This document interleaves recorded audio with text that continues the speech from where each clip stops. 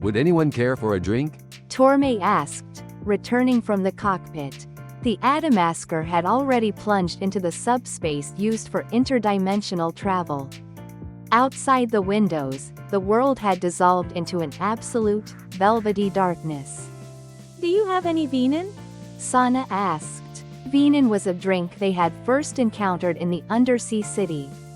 It was crafted by taking fermented fruit wine, removing the alcohol and impurities, and blending it with a specialized type of seaweed.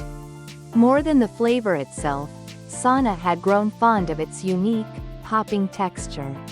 Regrettably, we do not have Venin on board. Torme replied.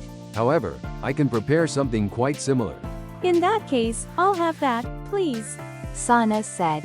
Both Chris and Yuri followed suit, ordering the same. For Bibi, they requested milk. The milk in this world was extracted from plants, bearing a close resemblance to soy milk. According to Claire, no civilization outside of the surface world consumed animal-based products. With a subtle flick of magic, Torme summoned the drinks, letting them glide through the air until they settled gracefully before each of them. For Claire and the others, who had declined the special offer, glasses of plain water were served. Before Chris, Sana, and Yuri, however, sat glasses filled to the brim with a shimmering, crystal blue liquid. To the naked eye, it was indistinguishable from Venin. Chris and Sana shared a curious glance before taking their first sip together. The moment the liquid touched their tongues, a sensation like a sharp electric spark surged through their mouths. Whoa, what is this? Chris sputtered. It's a linen, Claire answered, glancing at Chris as he stared down at his glass in disbelief. Like Venin, the impurities have been removed from wine, but this has been purified further by heightening the vibration of its particles. Besides Sana, Yuri was already gulping hers down. This is good, she exclaimed between swallows. It was certainly an unexpected sensation, but it wasn't unpleasant. If one thought of it as a grape juice with an exceptionally intense carbonation, it was actually quite refreshing. By the way, where exactly is Nebularium located right now? Chris asked, directing his thought toward Torme, who was seated at a counter a short distance away. Telepathic conversation was incredibly convenient for Chris. Because it required no physical effort to bridge distances or speak through walls, he never had to worry about straining his naturally quiet voice. Currently, it is situated in the North Atlantic, approximately 500 kilometers northeast of the Bermuda Islands. Torme answered, turning toward Chris without leaving his seat. Is there any chance the city might move while we're on our way?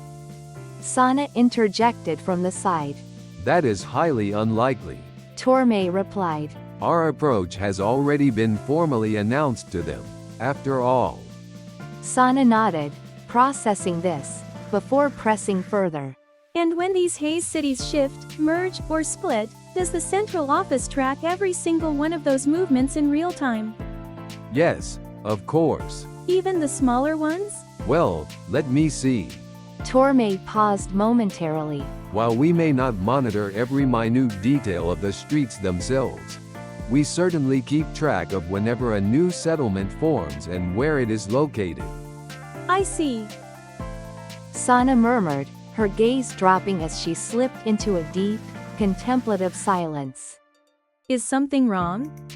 Oh, no. I was just thinking, if the cities are constantly changing locations or even numbers, maybe there are some that the central office hasn't fully accounted for. Sana mused. She took a sip of her Alinin and grimaced slightly at the sharp sting of the carbonation. I see, so you're thinking Ventus might be hidden in one of those unregistered cities. Chris replied, nodding in agreement. That's impossible, Claire cut in, her voice laced with a hint of mockery. Do you really think the ancient high priests would seal a crystal element in a city that flickers in and out of existence like that? She rolled her eyes slightly. Besides, Salik just told us they've already narrowed it down to 3 cities. But Fiona already searched those places and found nothing, didn't she? Sana shot back, refusing to back down. That's because Fiona isn't a chosen one, Claire declared, as if it were an absolute, undeniable fact. Why do these two get along so poorly? Chris wondered. Occasionally they would find themselves on the same wavelength, but most of the time, they were at each other's throats over the smallest things. As Chris watched them, the bickering between the two continued, unabated. But when we went to the undersea city, Sana pressed. Everyone was so certain that Aqua would be found in Atlia's, yet, in the end, we discovered it in a completely different location.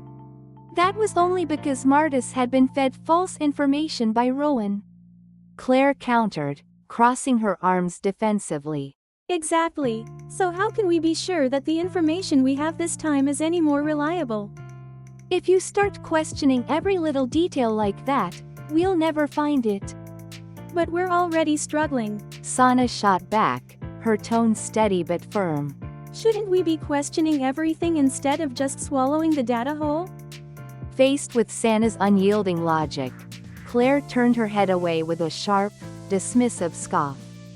Yuri, who had been watching the rapid-fire exchange with wide, startled eyes, looked over at Chris. He simply offered her a knowing look, as if to say, "Don't worry, this is completely normal." Hoping to diffuse the tension and mend the rift between the two, Chris quickly stepped in to change the subject. By the way, Chris began, turning the conversation. Whatever happened to Martis? Martis? He was exiled from the central office. Claire replied, looking back over her shoulder. What? Stunned by the unexpected news, Chris blurted out the question before he could stop himself. Why? Well, he was secretly communicating with Rowan, who is part of the Dark Forces, to gather intelligence, all without Central's knowledge. Claire said, her tone carrying an air of "what did you expect?" But Martis didn't know, did he? Chris countered, defensive on his behalf. He had no idea Rowan had been compromised by the Dark Forces. If he'd known, he never would have introduced us to him in the first place. Even if that's true, the fact remains that he failed to report he was sourcing information from an outsider. That's a serious breach of protocol. I see. Chris looked down. He supposed it couldn't be helped, given the rules of their world, but the news still stung. Martis had never been the most amiable person, but he had helped them when they needed it. To hear he had been cast out left a bitter taste in Chris's mouth. So, what is Martis doing now? Sana asked, her curiosity genuinely piqued by the revelation. Claire darted a fleeting glance at Sana, then promptly snapped her head away again. I don't know. What do you mean, you don't know? Sana pressed, refusing to let the matter drop. I don't know because I don't know. What do you want me to say? Besides, I couldn't care less. He was exiled from the central office. That means his files were wiped and his memories of his time with Central were erased before he was dumped into some random city in the subterranean world. Happy now? Giving Sana a pointed look that practically screamed, "Are we done yet?" Claire turned her back on them once more. Why is she so incredibly angry? Sana turned to Chris with a thoroughly exasperated look on her face.